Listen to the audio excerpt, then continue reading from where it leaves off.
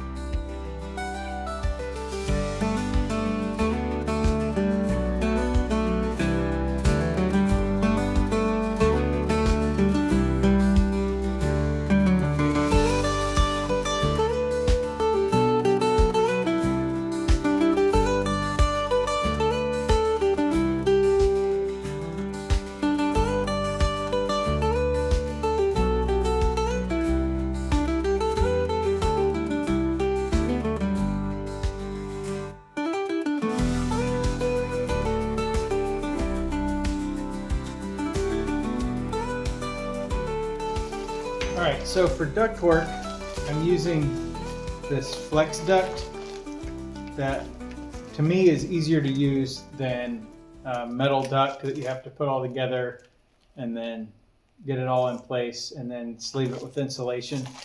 This flex duct comes with an inner plastic line that's actually the duct, and it's got a steel coil around it, so when you look in it, it stays stable. And then you have insulation pre-wrapped around it with a little foil cover on it. And so what that allows you to do is you can pull this end out. So this inner plastic piece will fit over the top of your duct register, and it's really tight. Usually that steel coil is pretty much right at this diameter, but you can slide that over here and then use some strips of foil tape. And so if your plastic is coming up to here, then you just put these strips of tape over and go all the way around, and that seals it and it holds it in place. And then after you've got that in place, then you can pull your insulation and your outer over the top of there, and then I secure that with a great big giant zip tie, and it just wraps around there and zips up, and that secures everything in place. And then that allows you to pull back against this, because you don't want this all crinkled up in your bays or wherever, because you can almost, maybe, I don't know if you can see it on the camera or not, but it kind of restricts the airflow in there. If you stretch this out, then it creates a pretty good cylinder for the air to flow through without any restrictions.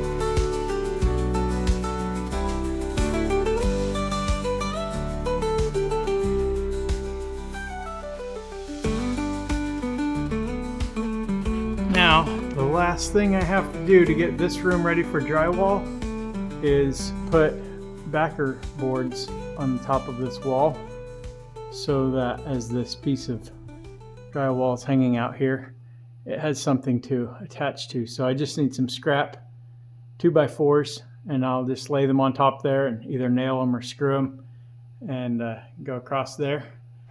And then this room, as far as the ceiling goes anyway, is ready for drywall. So I will probably do the ceiling, and then I'm also ready for this wall and this wall.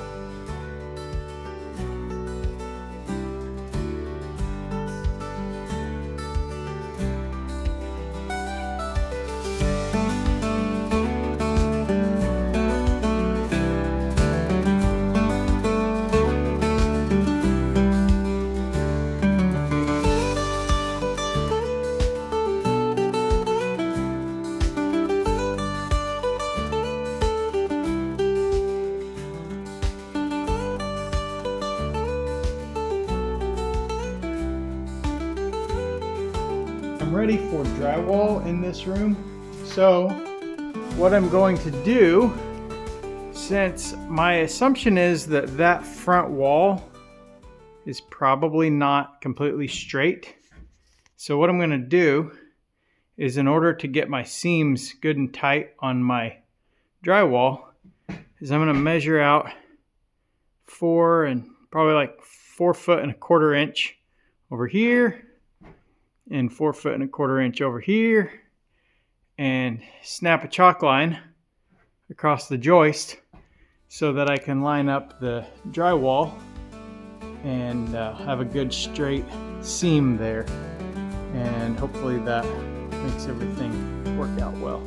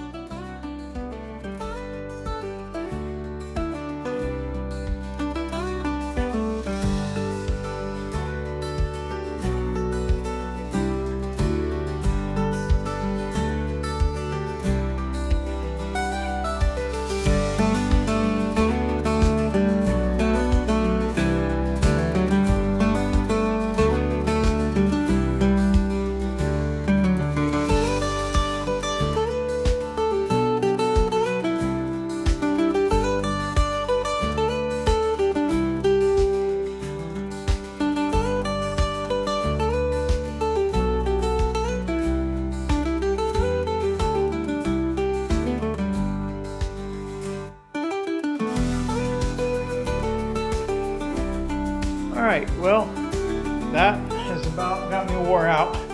I have the bedroom ceiling in. So no walls yet, but bedroom ceiling. Living room ceiling is completely done. Part of the walls are done. So all of the duct work for this front half of the house is done.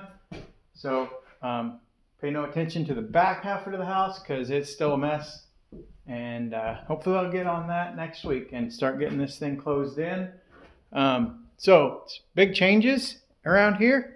Next week, I'm hoping to get the heat pump set in place outside and start getting that hooked up because I need to get this place conditioned so that when we do start doing the finish work on the drywall, we will not have to worry about cracking and freezing and all of those kind of things. But the heat pump will set between the door and that corner over there. Somewhere in there is where it'll sit. But as you can see, it's been muddy and a mess, and I'm probably going to have to build some dirt back up right there before I put a pad there for that unit to set on.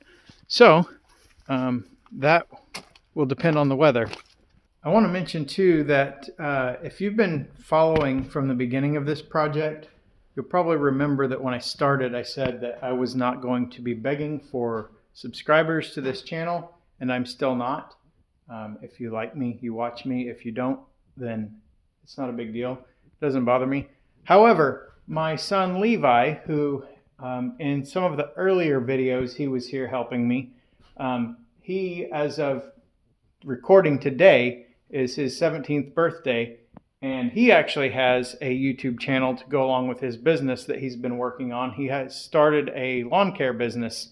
So I am going to ask if you're interested in lawn care videos, grass cutting and leaf blowing and gutter cleaning and whatever else is involved with lawn care. Go and check out his channel. It's Legendary Lawn Care, and I'll put a link down below in the description so you can find him. And we'd like to boost his numbers on his subscriptions today for his birthday. So I would appreciate if you do that. But other than that, I am done for the week. I'm wore out, my shoulders hurt, and I'm going home. So, thank you for watching, and I'll see you next time.